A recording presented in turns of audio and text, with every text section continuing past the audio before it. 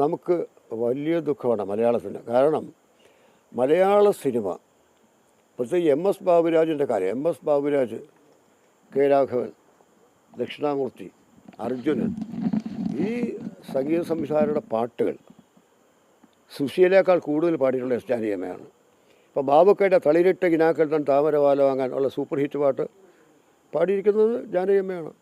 എൻ്റെ ആ നിമിഷത്തിൽ നിർവൃതിയിൽ ഞാൻ രാവിലത്തെല്ലായി മാറി പാടിയിരിക്കുന്നത് ജാനകിയമ്മയാണ്. അകലെ അകലെ നീലാകാശം എന്ന എക്കാലത്തെയും വലിയ ഹിറ്റായ യുഗ്മഗാനം ജാനകിയോടൊപ്പം ചേർന്ന് പാടിയിരിക്കുന്നത് ജാനകിയമ്മയാണ്. ഞാനെഴുതിയ വളരെ ചെറുപ്പത്തിൽ എഴുതിയ 28 വയസ്സ് എഴുതിയ പാട്ടാണ് ചിരിക്കുമ്പോൾ കൂടെ ചിരിക്കാൻ 1000 പേർ വരും, കരയുമ്പോൾ കൂടെ കരയാൻ നിന്നിൽ മാത്രം. അത് ജാനകിയമ്മ പാടിയതാണ്.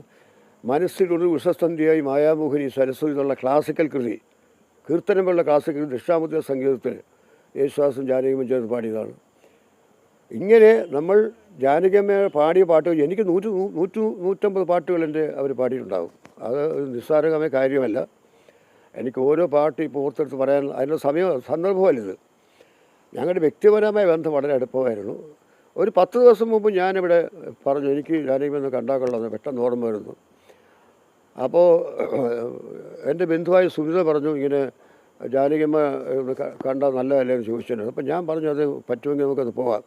പക്ഷേ എനിക്കിപ്പോൾ നല്ല സുഖമില്ലായിരിക്കുകയാണ്, ഒരുപാട് ദൂരയാത്രകൾ പറ്റില്ല, ഹൈദരാബാദ് വരെ പോകണം. പക്ഷെ എങ്കിലും പോകണം വേണ്ടെന്ന് ആലോചിച്ചിരിക്കുമ്പോഴാണ് അവരുടെ മരണം. അപ്പോൾ തീർച്ചയായിട്ടും എനിക്കൊരു മാനസികമായ ബന്ധം അവരുമായിട്ടുണ്ടായിരുന്നു. അല്ലെങ്കിൽ 10 ദിവസം മുമ്പ് ഞാനിത് ഓർക്കേണ്ട കാര്യമില്ല. പിന്നെ നേരത്തെ പറഞ്ഞതുപോലെ കേരള സംസ്ഥാനത്ത് അവാർഡുകൾ 3 പ്രാവശ്യം ജാനകിയമ്മ കിട്ടിയിട്ടുണ്ട്. അതിൽ 2 അവാർഡുകൾ എൻ്റെ പാട്ടുകൾ കിട്ടിയിരിക്കുന്നത്. ആദ്യമായിട്ട് പുള്ളിമാൻ എന്ന സിനിമയിൽ എം എസ് ബാബുരാജ് ഈണം പകർന്ന 1000 വർണ്ണങ്ങൾ വിടരും ആരാമമാണ് ഹൃദയം.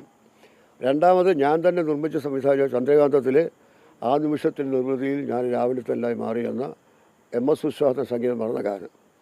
അപ്പോൾ ഇത് ഒരിക്കൽ ഹൈദരാബാദിൽ വെച്ച് ഞങ്ങൾ 2 പേരെയും ആദരിക്കുന്ന ഒരു ചടങ്ങുണ്ടായിരുന്നു ഹൈദരാബാദിൽ. അത് ടൈംസ് ഓഫ് ഇന്ത്യയുടെ ഈ ഒരു FM ചാനലുണ്ട്, മിർച്ചി, ആ ചാനലിൻ്റെ ഫംഗ്ഷനായിരുന്നു.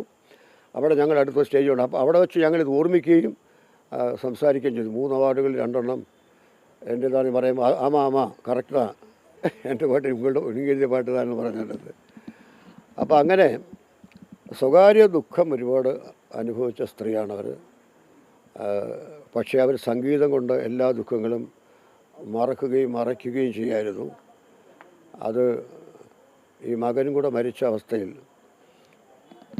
ഇനി ജീവിച്ചതിൻ്റെ കാര്യമില്ല എന്നവർക്ക് തോന്നിക്കാണും. അപ്പോൾ മരണം അടുത്ത സുഹൃത്തായി അവരെ വന്ന് കൂട്ടിക്കൊണ്ടുപോയി കാണും. ജാനകിയമ്മയുടെ ആത്മാവിന് ഞാൻ നിത്യശാന്തി തരുന്നു. എന്നേക്കാൾ 2 വയസ്സ് പ്രായക്കൂടുതലുള്ള എൻ്റെ ചേച്ചി മരിച്ചു. ആ വേദന എൻ്റെ മനസ്സിലുണ്ട്.